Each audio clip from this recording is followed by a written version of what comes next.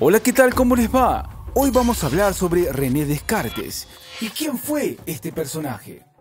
Bueno, para comenzar, decir que René Descartes, nacido en 1596 y fallecido en 1650, fue un filósofo científico y matemático de origen francés, considerado por la tradición como el padre de la filosofía moderna, la geometría analítica y el mecanicismo en la física. También mencionar que Descartes fue uno de los grandes hombres de ciencia de su época y aún hoy es un referente obligatorio y central de la cultura de Occidente.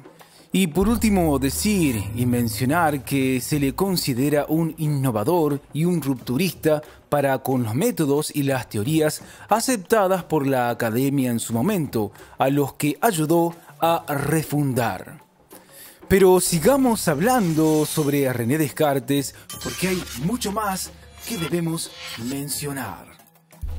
Porque también debemos mencionar que muchos trabajos y conceptos filosóficos llevan hoy el adjetivo cartesiano para indicar su origen en los postulados de este pensador, es decir, de René Descartes. Otro dato a mencionar es que ya sea en metafísica, teología o nociología, Descartes es una figura a la que se vuelve constantemente y es una prueba de que su pensamiento aún está vivo y sigue hablando a los filósofos del presente. Y por último mencionar que entre sus obras nos encontramos con títulos fundamentales como Reglas para la dirección de la mente, El discurso del método y Meditaciones metafísicas, todos estos postulados entre 1628 y 41. Pero sigamos hablando un poco más sobre René Descartes, en este caso hablar sobre sus ideas principales.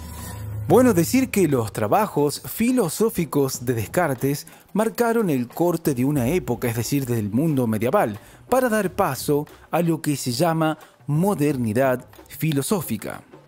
También aclarar que la mayoría de sus obras gira en torno a la crítica de los métodos de pensamiento establecidos en esa época para dar paso, de acuerdo a su visión, a la construcción de un nuevo método para dar con la verdad, lo que él llamó el desarrollo de la duda hiperbólica, es decir, la duda metódica respecto al método, y también el ego cogito como primera verdad evidente. Continuemos hablando con lo que Descartes llamó deducción e inducción. Bueno, básicamente decir que por un lado el método consistió en la aplicación de los razonamientos deductivos e inductivos de la ciencia a la filosofía. Estos razonamientos rechazaban la doctrina escolástica que comparaba opiniones de los antiguos maestros del género y se basaba en la interpretación canónica de las escrituras para garantizar la verdad. Pero hay más que debemos saber sobre René Descartes, como es el caso de la perspectiva de la existencia de Dios. Bueno, debemos decir y mencionar que si bien su pensamiento reconocía la existencia de Dios, muchos especialistas en Descartes sostienen que Dios solo aparece para evitar ciertos problemas con la Iglesia, pero esto no está del todo claro. Otro dato que debemos mencionar es que es innegable el hecho de que Descartes vivió en una época de censura y persuasión intelectual como sucedió con Galileo, y también decir que, sin embargo, en las meditaciones metafísicas, Dios, como garante de la razón, juega un papel tan importante a la hora de recuperar el mundo que su presencia resulta ineludible. Pero continuemos porque hay más que debemos saber sobre el pensamiento de René Descartes, como es el caso de la duda metódica. Respecto a la duda metódica, debemos decir que también es conocida como duda hiperbólica por su carácter exagerado o cartesiana en referencia a Descartes, y también decir que la duda aparece como propuesta metodológica en el discurso del método y luego se la pone en práctica en meditaciones metafísicas. Y por último mencionar que Descartes sostiene que todo lo que puede resultar objeto de duda debe ser descartado como algo cierto. No importa que no sea razonable dudar de ello, si puede ser puesto en duda es suficiente según el pensamiento de este señor. Pero esto no queda aquí, porque hay más que debemos saber sobre René Descartes, porque debemos hablar sobre el ego cogito. Decir que Descartes es reconocido por haber sido el primero en formular el ego cogito, es decir, pienso y luego existo.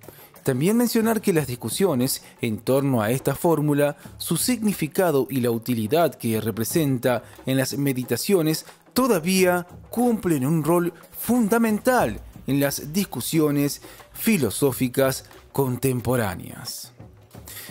Y el último dato que mencionaremos respecto a este postulado es que a grandes rasgos se puede decir que el ego cogito afirma la presencia de una subjetividad yoica por sobre el resto de las cosas. Y ya para ir terminando, ya para ir concluyendo, no queremos dejar de mencionar otras ideas y figuras filosóficas que Descartes introdujo en el mundo de la filosofía, que son el dualismo, cuerpo y alma, la inmortalidad del alma, las ideas como inmanentes, también mencionar los grados de realidad, el funcionamiento físico del cuerpo, muy aproximado como se lo piensa hoy, y también no dejar de mencionar el origen del material de los sueños, entre otras cosas. Bueno, esto es todo por hoy. Como siempre les decimos, chequen los vídeos de nuestro canal que seguramente les serán de utilidad. ¡Hasta la próxima!